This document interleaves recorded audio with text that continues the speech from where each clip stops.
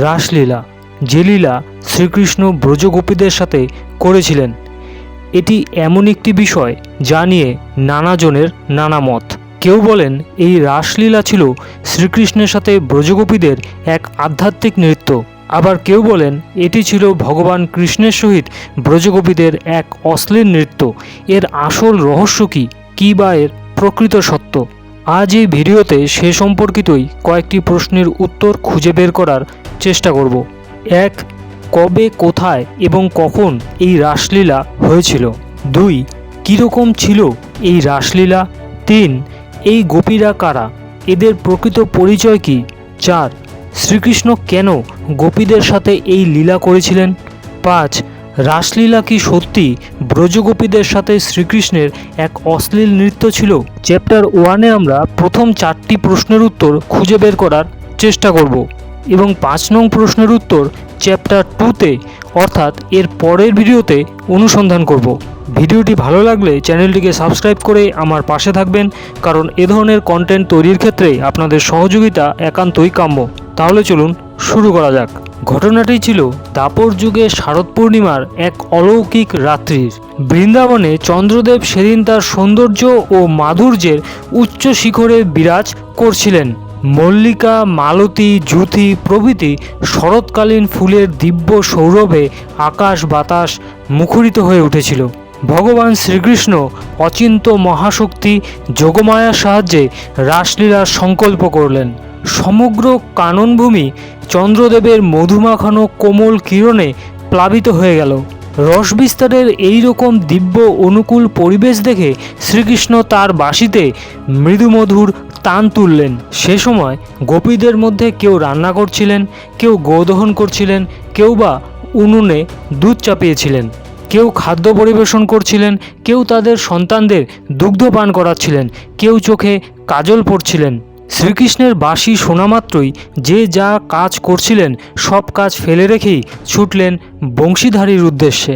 যারা যেতে পারলেন না তারা গৃহেই চোখ বন্ধ করে শ্রীকৃষ্ণ চিন্তায় তন্ময় হলেন। ভগবান কৃষ্ণ ব্রজ সুন্দরীদের দেহের বিভিন্ন অঙ্গ স্পর্শ করে অপ্রাকৃত অনঙ্গ চেতনার উন্মুখীকরণ ঘটিয়ে তাদের পরমানন্দময় মিলন সুধার আস্বাদন করালেন। এতে ব্রজগোপীগণ নিজেদের সৌভাগ্যে গর্ববোধ করতে লাগলেন। এই গর্ব প্রশমনের জন্য কৃষ্ণ সেখানেই নিজেকে অন্তর্ধান করলেন। শ্রীকৃষ্ণের অবর্তমানে গোপীদের হৃদয়ে গভীর বিরহ বেদনার উদয় হলো। তখন তারা যমুনার তীরে শ্রীকৃষ্ণ ফিরে আসুন বলে সমবেতভাবে কৃষ্ণ গানে রত হলেন। গোপীদের কাতর আহ্বানে শ্রীকৃষ্ণ আবার ব্রজাঙ্গনাদের মাঝে আবির্ভূত হলেন। যমুনা নদীর তীরে আরম্ভ হলো মহারাস। সর্বযোগেশ্বর শ্রীকৃষ্ণ নিজেকে বহু ভাগে বিভক্ত করলেন। প্রত্যেক গোপীর পাশেই একজন করে শ্রীকৃষ্ণকে দেখা গেল। প্রত্যেক গোপী মনে করতে লাগলেন যে শ্রীকৃষ্ণ তার পাশেই রয়েছেন। মণ্ডলাকারে অবস্থিত গোপাঙ্গনাদের সাথে শ্রীকৃষ্ণের দিব্য রাসোৎসব শুরু হলো। শ্রীকৃষ্ণ হলুদ বস্ত্র পরিধান করেছিলেন। ব্রজসুন্দরীদের মাঝে তিনি এক অপূর্ব রূপ ধারণ করেছিলেন। দেখে মনে হচ্ছিল যেন অগণিত হেমকান্ত মণির মধ্যে নীলকান্ত মণি শোভা পাচ্ছে। স্বর্গের দেবতারা সস্ত্রীক বিমানে করে এসেছিলেন এই দিব্য মহারাস দর্শন করতে।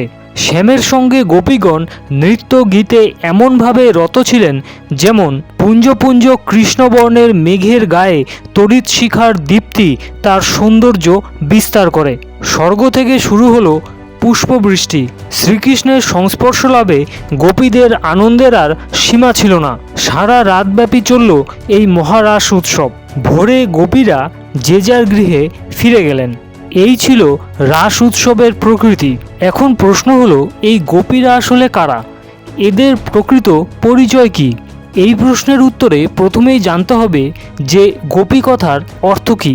গোপী কথাটির সাধারণ অর্থ হলো গোয়ালিনী, অর্থাৎ যে নারীরা বা স্ত্রীরা গো পালন করেন বা গো রক্ষা করেন। কিন্তু গভীরভাবে গোপী কথার অর্থ বিশ্লেষণ করতে গেলে এর বেশ কয়েকটি ব্যাখ্যা খুঁজে পাওয়া যায়। সংস্কৃতে গো কথার অর্থ হলো ইন্দ্রিয় এবং পি কথার অর্থ হলো রক্ষাকারী। তাহলে গোপী কথার অর্থ দাঁড়ায় ইন্দ্রিয় রক্ষাকারী শক্তি। গহ পান্তি ইতি গোপিয়া, অর্থাৎ যিনি তার সমস্ত ইন্দ্রিয় নিয়ন্ত্রণ করতে পারেন তিনি গোপী। আরেকটি ব্যাখ্যা অনুসারে গোপী শব্দটি এসেছে গোপন শব্দ থেকে, কারণ গোপীরা ভগবানের প্রতি তাদের ভালোবাসাকে লুকিয়ে রাখেন, কারোর সামনে তা প্রকাশ পেতে দেন না। যেমন একটি প্রদীপ ঘরের ভেতর উজ্জ্বল শিখায় জ্বলে, কিন্তু যে মুহূর্তে প্রদীপটিকে ঘরের বাইরে নিয়ে যাওয়া যায় বাতাসে প্রদীপটি নিভে যায়। এইভাবেই গোপীরা তাদের ভালোবাসা ভগবানের জন্য লুকিয়ে রাখেন। একটি পুরাতন সংস্কৃত শ্লোক থেকেও গোপী কথাটির অর্থ খুঁজে পাওয়া যায়। গোবিহি ইন্দ্রিয়াণি বিভান্তি কৃষ্ণ রাসো ইতি গোপীহি, অর্থাৎ যিনি ইন্দ্রিয় দিয়ে শ্রীকৃষ্ণের রস আস্বাদন করেন তিনি গোপী। বৃন্দাবনের এই গোপীদের মধ্যে কিছু ছিলেন গোলকধামে শ্রী রাধিকার কায়াসঙ্গী, যারা গোপী রূপে জন্ম নিয়েছিলেন। এরা ছিলেন নিত্যসিদ্ধ। এদের মধ্যে একদল ছিলেন দেবকন্যা, যারা ছিলেন সাধন সিদ্ধ। নিত্যসিদ্ধদের সাথে সাধনা করে এরা সিদ্ধিলাভ করেছিলেন এবং গোপী রূপে জন্মগ্রহণ করেছিলেন। ত্রেতা যুগে দণ্ডকারণ্যে একদল ঋষি রামচন্দ্রকে পতিরূপে লাভ করবার ইচ্ছা প্রকাশ করেছিলেন। রামচন্দ্রের কৃপায় দাপর যুগে তারা গোপী রূপে জন্ম লাভ করেন। গোপীদের মধ্যে অন্য একদল হলেন শ্রুতিচারী, যারা মূর্ত বেদের দল থেকে এসেছিলেন। তারা কঠোর তপস্যার মাধ্যমে গোপকুলে জন্মগ্রহণ করেছিলেন। ব্রজের গোপীগণ শ্রীকৃষ্ণকে পতিরূপে কামনা করে সমগ্র 1 মাসব্যাপী কাত্যায়নী ব্রত পালন করেছিলেন। এই সময় তারা মশলাহীন খিচুড়ি খেতেন এবং সকালবেলায় যমুনা নদীতে স্নান করে যমুনার তীরেই মাটির কাত্যায়নী মূর্তি গড়ে তার পুজো করতেন। ব্রজগোপীদের এই মনোবাসনা পূরণ করার জন্যই ভগবান শ্রীকৃষ্ণ তাদের সঙ্গে রাসলীলা করেছিলেন। আজ এ পর্যন্তই। পরবর্তী ভিডিওতে পঞ্চম প্রশ্নের উত্তরটি অনুসন্ধান করার চেষ্টা করব যে রাসলীলা কি সত্যি ব্রজগোপীদের সাথে শ্রীকৃষ্ণের এক অশ্লীল নৃত্য ছিল।